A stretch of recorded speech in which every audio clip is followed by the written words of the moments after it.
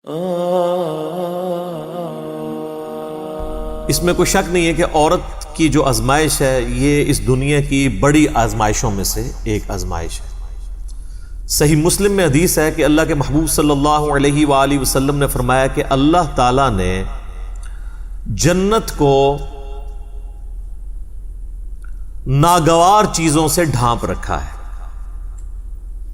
یعنی ہر وہ چیز جو دنیا میں مشکل ہے نا، وہ جنت کی طرف لے جانے والی چیز ہے جو انسان کی طبیعت کے اوپر ناگوار ہے۔ ظاہر ہے نمازوں کی مشقت، روزوں کی مشقت، حلال اور حرام میں فرق کرنے کی مشقت، آنکھوں کی حفاظت کی مشقت، پیٹ کی حفاظت کی مشقت، ہاتھوں کی حفاظت کی مشقت، زبان کی حفاظت کی مشقت، یہ تمام ناگوار چیزیں ہیں۔ یعنی ہر وہ چیز جو دنیا میں کرنے سے اللہ تعالیٰ نے منع فرمایا ہے، اس کی اٹریکشن چونکہ دل کے اندر ڈال دی ہے، لہٰذا اس چیز سے رکنا یہ ناگوار چیز ہے۔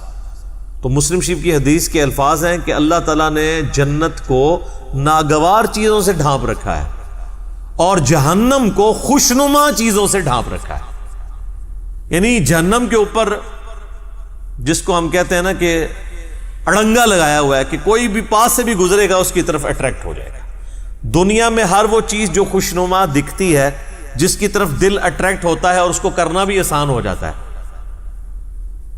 ظاہر ہے برائی کو کرنا دنیا میں آسان ہے ایز کمپیئر ٹو نیکی کرنے کی، تو وہ تمام کی تمام خوشنما چیزیں بظاہر خوشنما ہیں لیکن وہ جہنم کی طرف لے جانے والی۔ اسی کی ایکسپلینیشن اس حدیث میں ہے جو سنن ابی داؤد، جامع ترمذی، سنن نسائی، ابن ماجہ میں موجود ہے کہ جب اللہ تعالیٰ نے جنت کو پیدا فرمایا تو حضرت جبرائیل علیہ السلام سے کہا کہ جائیں اور جنت دیکھ کر آئیں۔ تو جب واپس آئے تو اللہ نے پوچھا کیسا پایا، تو انہوں نے کہا یا اللہ کمال جگہ تو نے بنائی ہے، مجھے نہیں لگتا کہ کوئی شخص تن من دھن نہ لگا دے اس جنت میں پہنچنے کے لیے، یہ تو ساری جنت میں پہنچ جائیں گے، جگہ ہی ایسی ہے۔ اللہ تعالیٰ نے پھر جنت کو ناگوار چیزوں سے ڈھانپ دیا اور پھر کہا کہ اب جا کے جنت کو دیکھو۔ جنت کو جب جبرائیل علیہ السلام نے دیکھا تو انہوں نے کہا یا اللہ مجھے نہیں لگتا کہ اب کوئی شخص جنت میں جانے میں کامیاب ہوگا، کیونکہ تو نے اس میں ہرڈلز ہی اتنی ڈال دی ہیں کہ جنت تک پہنچنے کے لیے وہ تمام آبسٹیکلز عبور کرنی پڑے گی۔ پھر اللہ نے کہا جا کے ذرا جہنم کو وزٹ کرو۔ واپس آئے، کہا یا اللہ توبہ توبہ، یہ تو بڑی سختی کی جگہ ہے، کوئی شخص بھی کوئی ایسا عمل کرنے کی کوشش نہیں کرے گا کہ وہ اس تک پہنچ جائے۔ پھر اللہ تعالیٰ نے جہنم کو خوشنما چیزوں سے ڈھانپ دیا اور پھر فرمایا کہ جاؤ اب جا کے جہنم وزٹ کرو۔ وہ جب وزٹ کر کے آئے تو انہوں نے کہا یا اللہ مجھے نہیں لگتا کہ کوئی بندہ جہنم میں جانے سے بچ سکے گا، کیونکہ اٹریکشن ہی اتنی رکھی ہے تو نے، جہنم کے اندر نہیں، جہنم کے باہر، جس کو پنجابی سے کہنا ہے کڑگا لگیا ہوا ہے شکار کرنے کے لیے۔ اسی آزمائش کے اوپر تو پھر جنت ہے۔ تو وہ جو خوشنما چیزیں جنہوں نے جہنم کو ڈھانپ رکھا ہے، ان میں سے پہلی چیز عورت کا فتنہ ہے۔ صحیح مسلم میں حدیث ہے، نبی صلی اللہ علیہ وآلہ وسلم نے فرمایا کہ دنیا متاع ہے، برتنے کی جگہ ہے، اور سب سے بہترین متاع نیک بیوی ہے۔ دوسری طرف یہ بھی اسپیکٹ ہے کہ نیک بیوی جنت تک پہنچنے کا ذریعہ بن سکتی ہے۔ عورت آزمائش ضرور ہے، لیکن اگر نیک عورت ہوگی، نیک بیوی ہوگی، تو دنیا میں اس سے بہترین برتنے کی کوئی چیز نہیں ہے، دنیا میں بھی نفع اور آخرت میں جانے کا، جنت میں جانے کا سبب بھی۔ ایک اور حدیث ہے بخاری اور مسلم دونوں میں، نبی صلی اللہ علیہ وآلہ وسلم نے فرمایا میں اپنے بعد تمہارے لیے عورت سے بڑا کوئی فتنہ شمار نہیں کرتا۔ یہ آپ علیہ السلام نے اپنے وفات کے دنوں میں وصیتیں کرتے ہوئے فرمایا کہ میرے بعد سب سے بڑی آزمائش جو تم پہ ہے وہ عورت کے فتنے کی شکل میں آئے گی۔ اب عورت کا فتنہ ایک تو سیکس کے پوائنٹ آف ویو سے بھی ہو سکتا ہے، اور ایک اس پوائنٹ آف ویو سے کہ کوئی شخص اپنی بیوی کی محبت کے اندر جو جائز ہے ایکسٹریم رویہ اڈاپٹ کرے کہ اللہ کی حدوں کو توڑ دے، یا بیویوں کے ساتھ حسن سلوک نہ کرے اور ان کے جو جائز حقوق ہیں ان کو نہ دے، اور اس کے سبب اللہ تعالیٰ کے وہ عذاب کا مستحق ہو جائے۔ دونوں صورتوں میں عورت آزمائش ہے۔ ایک اور حدیث ہے بخاری اور مسلم میں، تیسری حدیث، یہ آلموسٹ 12 احادیث ہیں جو میں اس میں کور کروں گا۔ تیسری حدیث بخاری اور مسلم دونوں میں موجود ہے، دو تو میں چونکہ تمہیداً بیان کر چکا ہوں، یہ 10 احادیث ہے کنسیکٹیو، کہ نبی صلی اللہ علیہ وآلہ وسلم نے فرمایا کہ عورتوں کے پاس جانے سے بچو، یعنی ان عورتوں سے مراد غیر محرم عورتیں۔ تو صحابہ نے پوچھا کہ دیور کے بارے میں آپ کا کیا پوائنٹ آف ویو ہے؟ تو آپ نے فرمایا دیور تو موت ہے، یعنی سب سے زیادہ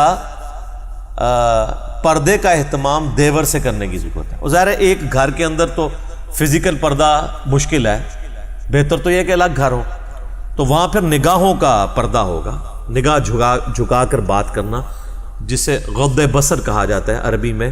سورۃ النور کے اندر اس کی تلقین ہے۔ اس کانٹیکسٹ میں نے دو ڈیٹیل لیکچر دیے ہیں۔ مسئلہ نمبر 161A، غض بصر سے متعلق 17 صحیح الاسناد حدیث، اور اسی کا پارٹ B تھا 161B، مسئلہ عورتوں کے حجاب اور پردے سے متعلق۔ چوتھی حدیث جامعہ ترمذی میں ہے کہ نبی صلی اللہ علیہ وآلہ وسلم نے فرمایا کہ جب کوئی دو مرد و عورت کسی جگہ الگ ہوتے ہیں، اب ظاہر ہے اس سے مراد میاں بیوی نہیں، جو نامحرم رشتہ ہے، تو تیسرا ان میں شیطان ہوتا ہے۔ تو یہ جو لوگ کہتے ہیں نا جی ہماری محبت بڑی پاکیزہ محبت ہے، اور ہر بندے نے پاکیزگی کی لمٹس بھی اپنی رکھی ہوئی ہیں۔ کوئی شخص صرف فون پہ بات کرنے کو پاکیزہ محبت سمجھتا ہے، کوئی ہاتھ لگانے کو پاکیزہ محبت سمجھتا ہے، کوئی ایک سٹیپ اس سے آگے جانے کو پاکیزہ محبت سمجھتا ہے، اور اس سے آگے جانے کو وہ گناہ شمار کرتا ہے۔ حالانکہ اسلام میں نامحرم مرد و عورت کا کوئی اس اعتبار سے رشتہ نہیں ہے، حتیٰ کہ یہ جو منگیتر والا کانسیپٹ ہے نا، یہ بھی غلط ہے۔ منگیتر بھی آپس میں نامحرم ہے جب تک کہ نکاح نہ ہو جائے۔ آفیشیل بانڈنگ جو شریعت میں ہے وہ نکاح کا بانڈ ہے، تو بہتر یہ کہ یہ منگنی کرنے کی بجائے نا نکاح ڈائریکٹ کرنا چاہیے۔ اس کے بعد اگر مرد و عورت آپس میں فون کے اوپر رابطہ رکھنا چاہتے ہیں تو وہ ضرور رکھیں، لیکن فون تک ہی، اس سے آگے نہیں، کیونکہ نکاح کے بعد جب تک رخصتی نہ ہو تو مرد و عورت آپس میں کوئی بھی کسی قسم کا تعلق قائم نہیں کر سکتے، ورنہ تو یہ معاشرے کی جڑیں ہی پھر کٹ جائیں گی، اور اس قسم کے کیسز پھر سامنے آتے ہیں، اور وہ آپ جوڈیشری میں بھی پروف نہیں کر سکتے، اور پھر معاملات کہاں سے کہاں بگڑ جاتے ہیں۔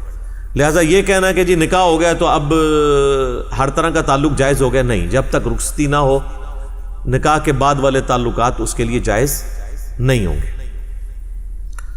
پانچویں حدیث صحیح مسلم کی ہے، نبی علیہ السلام سے پوچھا گیا جو اچانک نظر اٹھ جاتی ہے، تو آپ نے فرمایا کہ اللہ نے مجھے اس چیز سے منع کیا ہے اور حکم دیا ہے کہ اگر اچانک نظر اٹھ جائے تو میں فوراً اپنی نظر ہٹا لوں۔ تو یعنی وہ نظر آپ نے یہ نہیں ہے کہ گھر چھوڑ کے آنا ہے ایک نظر کے اندر، کہتا نہیں پہلی نظر معاف ہے۔ پہلی نظر سے مراد دیکھنا نہیں ہے، پہلی نظر سے مراد ہے کسی شخص کا نامحرم کے بارے میں اس کو یہ پتہ چل جانا، تو پہلی نظر اس کی ہو گئی۔ اب جان بوجھ کے چاہے وہ پہلی نظر بھی ڈالے گا تو اس کی دوسری شمار ہوگی۔ چھٹی حدیث بخاری اور مسلم دونوں میں نبی علیہ السلام نے فرمایا کہ اے نوجوانوں کے گروہ، تم میں سے جس میں استطاعت ہو وہ نکاح کرے، اور اگر نکاح نہیں کر سکتا، یعنی اس کی فائنینشیل حالت ایسی نہیں ہے، تو وہ پھر روزے رکھ کے اپنی شہوت کو ٹھنڈا کرے۔ اور اس میں الفاظ ہیں نکاح کرو، نکاح کرنا تمہاری عفت اور عصمت کی حفاظت اور شرمگاہ کی حفاظت کا ذریعہ ہے، اور یہ نگاہیں نیچی رکھنے کا ذریعہ ہے۔ اب یہ بھی ایک تلخ حقیقت ہے کہ ہمارے معاشرے میں نکاح کی سرمنی اور شادی کی سرمنی اتنی مشکل کر دی گئی ہے کہ جو لوگ فائنینشلی افورڈ بھی کر رہے ہوتے ہیں پھر بھی حالات و واقعات ان کے لیے ایسے نہیں بن پاتے کہ وہ شادی کر سکیں۔ اور دوسری طرف یہ بھی ایکسٹریم ہے کہ ایک شخص فیملی کو سپورٹ کر ہی نہیں سکتا اور آپ زبردستی اس کی شادی کروا دیں کہ جی یہ بعد میں بندے کا پتر بن جائے گا۔ الٹا آپ دو خاندانوں میں لڑائیاں ڈلوا دیں گے. تو یہ بھی کوئی اپروچ نہیں ہے. اور اس حدیث میں جو استطاعت ہے اس سے مراد اس کی سیکچول استطاعت نہیں ہے بلکہ فائنینشیل استطاعت کا ذکر ہے کہ فائنینشلی اگر وہ استطاعت رکھتا ہے تو وہ نکاح کرے گا. ورنہ یہ تو نہ ہوتا کہ جس کی استطاعت نہیں ہے تو وہ روزے رکھے. اگر اس سے مراد وہ سیکچول چیز ہوتی پھر تو روزے بھی رکھنے کی ضرورت نہیں تھی اس کو. تو اس سے مراد وہی چیز ہے. اس میں اکثر وہ مشہور کیا جی ایک غریب آدمی آیا, حضور نے کہا شادی کر لو, اور غریب ہو گیا, کہا دوسری کر لو, اور غریب ہو گیا, تیسری کر لو, چوتھی کر لو, پھر وہ امیر ہو گیا. سر اس طرح نہیں کوئی امیر ہوتا, بیڑا گرک کیتا ہے. یہ بالکل جھوٹی روایتیں ہیں, یہ میرا خیال ہے کنواروں نے گھڑی ہوئی ہے. ان روایتوں سے پھر بھی شادی نہیں ہونے کی جن کی نہیں ہونی.